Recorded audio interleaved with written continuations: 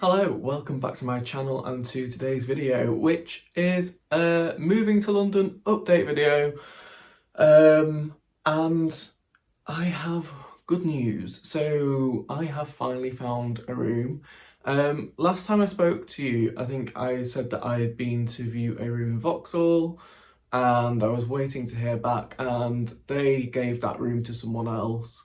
So I kind of went into overdrive on all the sites: Spare Room, Open Rent, Rightmove, Zoopla, different pages, different groups on Facebook, and I was just messaging everyone. The people in the Instagram reselling community were fantastic. So many people shared my posts, so thank you so much for that.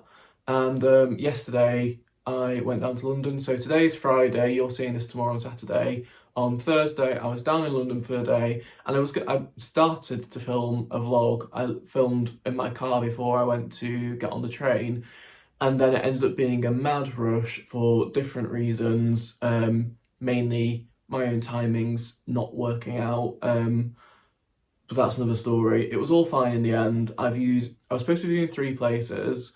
I viewed 2, and then the third one messaged me to say that the room had gone already. And that was fine because I was viewing 1 at 12, 1 at 2, and then that third one wasn't until 7:30 at night, so they actually saved me in the end. One of them, so the first one, it was a brand new HMO, so house of multiple occupancy, owned by a private landlord, 6 rooms, brand new. The house isn't brand new, but they just refurbished it into a HMO, so everything was brand new. The flooring, the paint on the walls, the kitchens, the bathroom, all the furniture in the bedrooms, everything is brand new. And there were 6 rooms. I was the first person to view the house, so he asked me if I was to go for that property, which room would be my preference. So I told him that, and I explained I had some more viewings, and that I'd get back to him, and he was a really lovely guy. And then the second place that I viewed, which had been the last place that I viewed, was more central. So that first place is in an area called New Cross, which is just south of the river, just through the Rotherhithe Tunnel, for those of you who know London. And the second place I viewed was in Whitechapel, which was a fantastic location. It would have been a 15-minute walk to work and 25 minutes on the overground to uni, so really, really brilliantly located. And it was in a flat with a gay couple. It was a 2-bedroom flat, so they were renting out their spare room. And it was a lovely flat. The kitchen was nice, had a nice dining table, lovely leather sofa, nice balcony. But the bedroom was tiny. It had a double bed in it. It's really long and narrow, so it was 2 meters wide and about 4 meters long. So, you know, it's not the tiniest of rooms, but the proportions of the space don't lend itself well. So you could barely get down the side of the bed, and the bed had a tiny bedside table next to it, and the bed had storage underneath it, but you could barely access it because down the side of the bed was only about this much space. And then at the front of the room, as you walked in, was a floor-to-ceiling double wardrobe, and then a tiny desk that was, honestly, I kid you not, yay big. That's how big it was. And unfortunately, I just decided it was too small. I don't think that I would be comfortable in that space, especially with taking all of my eBay stuff. I was just looking at it thinking, this is going to be a real squeeze. Whereas the first room that I saw was much, much bigger. It's about 5 meters long and 3 meters wide, roughly. So a lot more space in it. It's got minimal furniture. It's only got a double bed, brand new mattress, brand new bed frame, and then a big, I can't even show you how wide because the camera doesn't fit it in, but a big wardrobe with sliding mirror doors and a rail and a shelf, so loads of space. And that actually works well for me because I have quite a lot of furniture here that will be redundant when I move, and my parents don't want, so I'll be able to take that down with me. So for example, I have a big chest of drawers. You might have seen it in the office room that we have at home. They were my dad's when he was little. It's a Victorian oak chest of drawers. It's about 1.2 meters high and a meter wide and like 45-50 centimeters deep. They are big hefty drawers. I've got my own desk there which my TV currently sits on, and my TV I'll be taking as well, so I'll take that and the desk. And also there is the two-seater sofa in the office at home that you might have seen me sitting on to film videos. There's space for that as well. I'll be able to take that with me. The company that my dad works for, they have a transit van that he can borrow to put all my furniture in and take it down. So it actually works out really perfectly.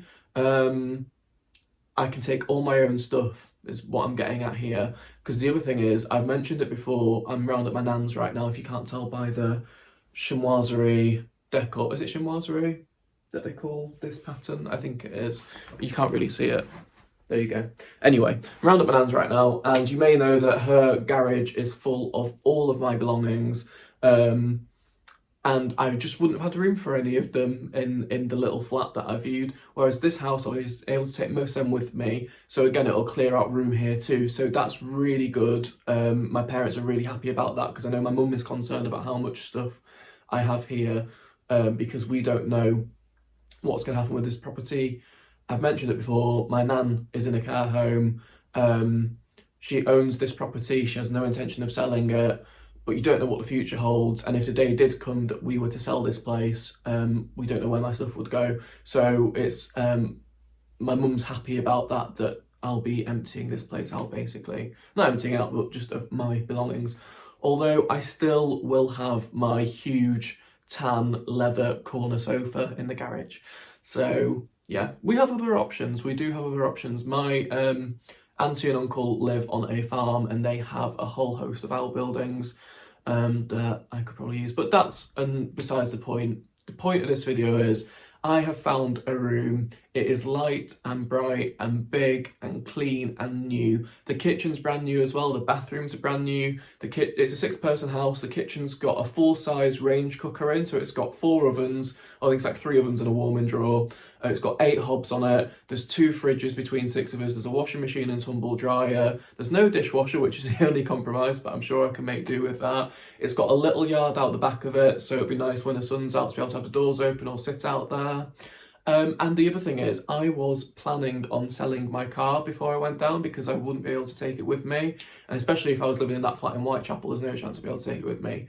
But this house has a driveway, and there's also parking on the street, like not even just parallel parking, there's actual parking bays for cars. I don't know if it's permit holders or not, but as I've got first dibs on the room, I'm going to ask the landlord if I can use the space on a driveway to park my car and take it with me. And as much as I won't need it all the time on the day-to-day, I'll still get the overground to work and uni.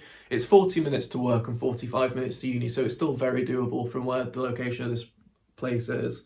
It'll be handy to have my car for going to the supermarket, or another big thing, my closest friend has just moved to Devon, and trying to get to where he's living from London on public transport would be really difficult, because where he is in the middle of nowhere. Buses don't go there, there's no public transport whatsoever, and at the moment he doesn't have a car himself. And it will be amazing to be able to jump in the car and drive and see him, because I didn't think that was going to be an option. And also things like coming home, if there's issues with the trains, or if trains work out to be really expensive, if it's last minute, I can jump in my car and drive. Things like that. We've got a family weekend coming up in the Peak District. I was going to have to get a train and then get relatives to come and pick me up, because my parents and sister aren't going, so I'd have to get all my cousins to come and get me. Instead, I can go in my own car.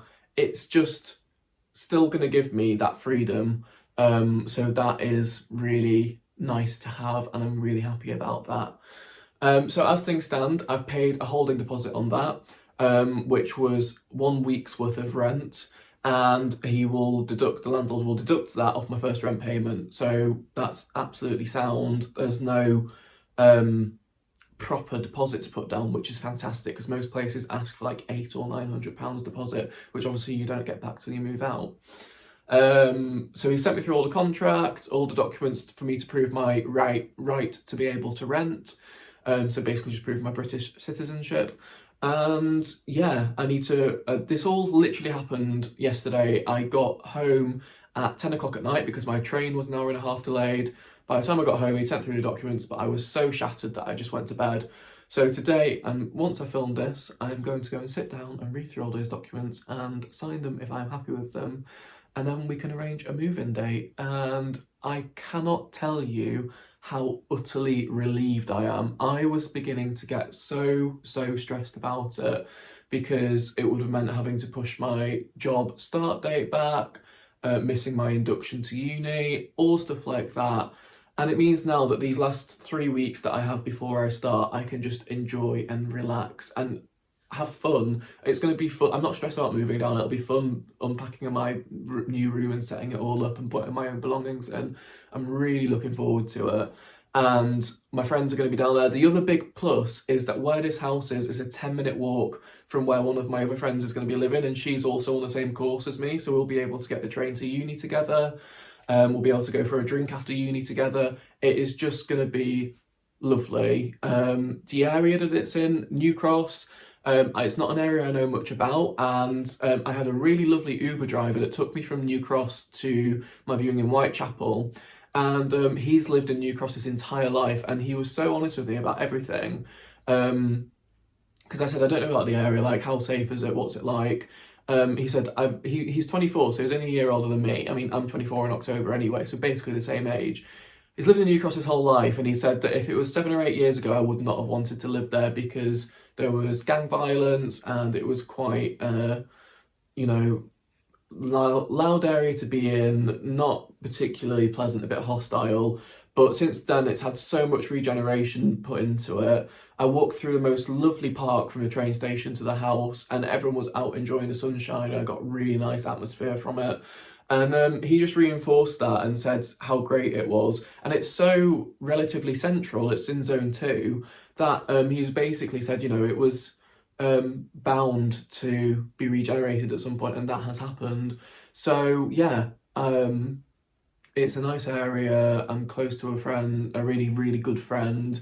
We can go to uni together. It's a nice big room. I can take my car down there. Yeah, just ticks 99% of the boxes. Obviously, I wish I could be a little bit closer to work and uni, but you know what, like my time and options were running out, and I think ultimately I've got a really good option with what I've got in the end, and I am really happy with that. So I'm not going to complain. And yeah, I'm just really excited for what's to come now, to start my new job, start my master's course, meet new people, make new friends,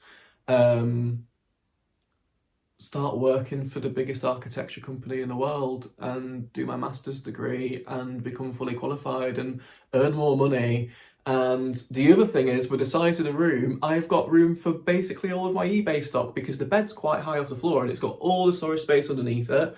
There's also the whole of the floor within the built-in wardrobe that I can keep unlisted stock in. So super happy with that. I really can't complain. I'm really happy. It's all sorted. I'm ready to move to London. It's happening. And I will obviously take you all along for the ride with me. I will film the process of moving down there. But yeah, once again, thank you so much to everyone that has messaged me with suggestions or asked their friends or sent me links to adverts for properties or reshared my posts. It means so much, and I feel so lucky to have so many people that have my back and were genuinely trying to help me. So thank you for that. So yeah, that's the update. I hope that you are as happy for me as I am, and I can't wait to show you what's about to happen. So stick around. If you want to see what's going to happen and you've not subscribed, please do. Feel free to give this video a like and leave me a comment. I never say that, but there you go. And I'll see you all again really soon with another video.